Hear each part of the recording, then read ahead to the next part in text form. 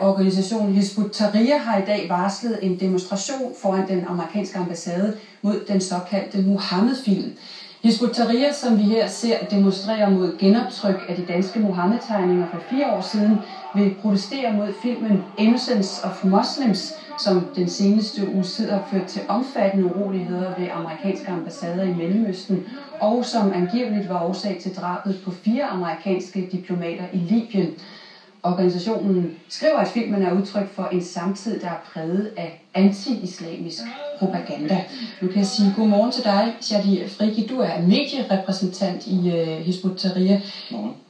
Når du siger, at der er en speciel islamfjendsk kritik i tiden i dag, hvad mener du så? Altså når man nu er i gang med at forsøge at fremstille den seneste hån mod profeten som værende et individuelt eller en individuel ugerning begået af nogle enkelte filmproducenter, så mener jeg faktisk, at det er mildt sagt misvisende. Når Brian Mikkelsen kunne opfordre danske kunstnere tilbage i 2005 til at tage kampen op mod det, han betegnede som en middelalderlig islamisk kultur. Når tyske politikere efterfølgende har hædret Muhammed-tegneren Kurt Westergaard, så er der ikke tale om individuelle handlinger, så er der tale om en politisk kurs, der er nær den her type ugerninger. Når amerikanske soldater urinerer på Koranen i Afghanistan, og når amerikanske præster erklærer en koranbrændingsdag, så er der tale om en islamofobisk atmosfære, som er nær den her type krænkelser. Derfor mener jeg faktisk, at det er at reducere sagen på en rimelig måde. Man kan jo også sige, at der er tale om en amatørvideo, som er lagt ud på nettet af en privatperson. Altså, hvorfor tage den så alvorligt? Hvorfor give den så meget opmærksomhed? Fordi at man ikke kan se det løsredet fra dens samtid, fra dens kontekst. Vi har haft et årti med intensiveret hets og smidkampagner mod islam og muslimerne på global plan. Vi har haft et årti præget af Hvordan ser du det? Vi har haft en krig mod den såkaldte terror, som har indbefattet besættelse af muslimske lande, som har indbefattet en masse, altså faktisk rivaliserende politikere, der konkurrerer nærmest om, hvem kunne være hårdest mod muslimerne. Hvem kunne komme med de mest absurde verbale udfald mod muslimerne. Og det gælder både højreorienterede og venstreorienterede politikere på verdensplan. Så derfor mener jeg faktisk, at politikerne nu, med USA i spidsen, med de amerikanske politikere i spidsen, de er i gang med at vaske hænder og løbe fra deres ansvar for det, der foregår lige her nu. Hvor ser du de her udfald mod muslimer? De her udfald kommer til udtryk på ufattelig mange måder. Om vi taler om besættelsen i den islamiske verden, om vi taler koranskænding, som fandt sted i Afghanistan og mange andre steder fra amerikanske soldaters side, om vi taler om verbal udfald for politikere rundt omkring i verden, om vi taler om at hædre folk under påskuddet om, at de benytter sig af deres ytringsfrihed, hædre folk og ernære folk, som lige netop provokerer muslimerne gennem blandt andet den her film. Hvor ser du danske politikere komme med de her verbale ytringer? Som jeg sagde før, Brian Mikkelsen tilbage i 2005, der opfordrede kunstnere til at tage kampen op mod det, han betegnede som den middelalderlige islamiske kultur. Og tyske politikere, der har hædret Kurt Westergaard, Muhammed-tegneren, i forbindelse med de tegninger, han har udført i sin tid. Så det vil sige, på trods af, at man er velvidende om, at der vil være en reaktion i den islamiske verden over for den her slags hån og fornærmelser, fordi Muhammed er det mest kære for over 2 milliarder muslimer verden over. Alligevel insisterer man på at hædre de her personer, og dermed kan man så ikke reducere det til at være de her enkelte individers ugerninger. I fredagsbønnen, der hørte vi en række danske imamer simpelthen fraråde at gå til, så vidt som til demonstrationer imod den her film.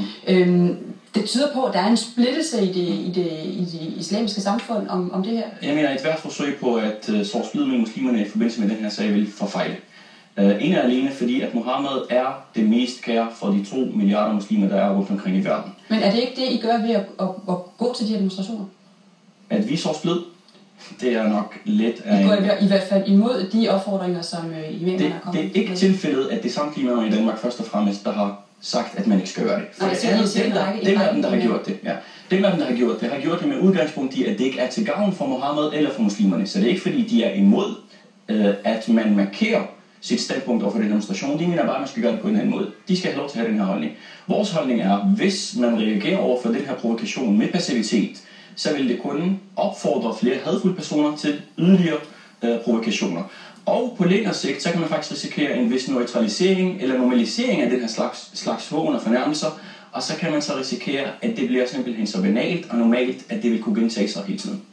Hvad mener du om, hvis nogen de mener, at den her demonstration, den godt kan, der kan man godt tro, at I støtter de her drab, som har fundet sted på de amerikanske diplomater, og de uroligheder, der er i Mellemøsten? Jeg mener, det er et forsøg på at kriminalisere muslimernes reaktion, alt imens man forsøger at bagatellisere provokationen. Så fokus er meget mere på de forkerte, vil jeg mærke, reaktioner, der har fundet sted i nogle dele af den islamiske verden, men det skal ikke fratage muslimerne retten til at erklære, at de fordømmer den politik, der har ført til den her slags provokation. Shadi Fredrik, lad os lige høre den amerikanske ambassadør Lori Fulton, hvad hun har at sige om jeres demonstration i dag. Denmark has been through this, you know, in two situations, when they were first published and when they were republished. And I believe that people in Denmark have seen that these kind of demonstrations really don't help. What really helps is dialogue and engagement with each other. And I think you've really seen that in Denmark over the last, 5 to 8 years. You've seen a dialogue between Christians and Muslims in Denmark. And I think that's very important. And I think that will help control some of what might otherwise be tensions of the situation. Ja, det som den amerikanske ambassadør her siger, at vi i Danmark jo har haft erfaringer med de her sammenstød mellem kristne og muslimer på grund af trykningen og genoptrykningen af Mohammed-tegningerne. Og hun siger, at her i Danmark, der kommer vi ikke langt med demonstrationer. Det er dialog, der skal til. Jeg synes, at det er rammelt at forsøge at få sit ansvar i forbindelse med ikke kun den seneste fornærmelse af profeten og de 2 milliarder muslimer, der er rundt omkring i verden, og forsøge at appellere til danskernes følelser på den her måde, og ignorere den amerikanske administration, den nuværende og den tidligere amerikanske administrations ansvar for de gentagende fornærmelser, der har fundet sted mod profeten og mod islam og mod Koranen. Men hvorfor burde den amerikanske ambassadør tage ansvar for det? Fordi deres politik i den islamiske verden og deres politik over for muslimerne på regionalplan, på internationalplan og på nationalplan er en af årsagerne og faktorerne til den islamofobiske tilstand, som gør, at vi har med de her slags provokationer at gøre. Dernæst så mener jeg, at det er for underligt, det er absurd, at hun taler om dialog. Hvilken dialog gør sig gældende i Irak, hvor man har dræbt over 1 million muslimer på grund af den besættelse, der er? Hvilken dialog er det, der taler om, når 500.000 børn i Irak blev sultet ihjel under de amerikanske sanktioner mod Irak? Hvilken dialog er det, der gør sig gældende i Afghanistan eller Pakistan, hvor man gennem droner og forskellige bombefly har dræbt uskyldige mennesker og bombet bryllupper? Der er ikke tale om en dialog, der er tale om en fornærmelse og besættelse af den islamiske. Så hvad vil I opnå med den her demonstration? Vi vil først og fremmest sende et klart budskab om, at muslimerne ikke vil finde sig i krænkelser med noget af det, som er det mest kære for dem, der sender ud. For det andet så vil vi sige til den amerikanske administration, gennem deres repræsentanter her i Danmark, at vi vil ikke falde for deres forsøg på at bagatellisere den her sag og fremstille den som en individuel ugerning, men vi bebrejder dem for den islamofobiske tilstand, som opfordrer den her slags provokationer.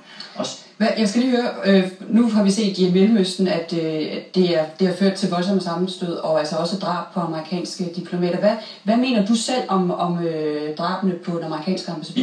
Jeg mener, at de her reaktioner, der er i den islamiske verden, har flere faktorer. Det er ikke så meget det, men det er endnu mere, hvordan man udnytter det lige nu, om det er fra mediernes side eller fra politikernes side. Men hvad mener du om drabene? Drabene er i modstrid med de islamiske retningslinjer. En ambassadør ifølge islam skal ikke dræbes. Men jeg mener, at der er en overdrevet fokus på reaktionen på den provokation, der har været, og en bagatellisering af den provokation. Og den skal ikke udnyttes til at fratage muslimerne retten til at demonstrere, at de er imod den her provokation og imod den amerikanske politik, der fører til den her provokation. Er du bange for at opildne til urolighed herhjemme i den her demonstration? Dem, der burde være bange for at opildne til noget som helst, det er amerikanerne gennem et årti med intensiveret provokation af muslimerne. Tak skal du have, Shadi Fredrik.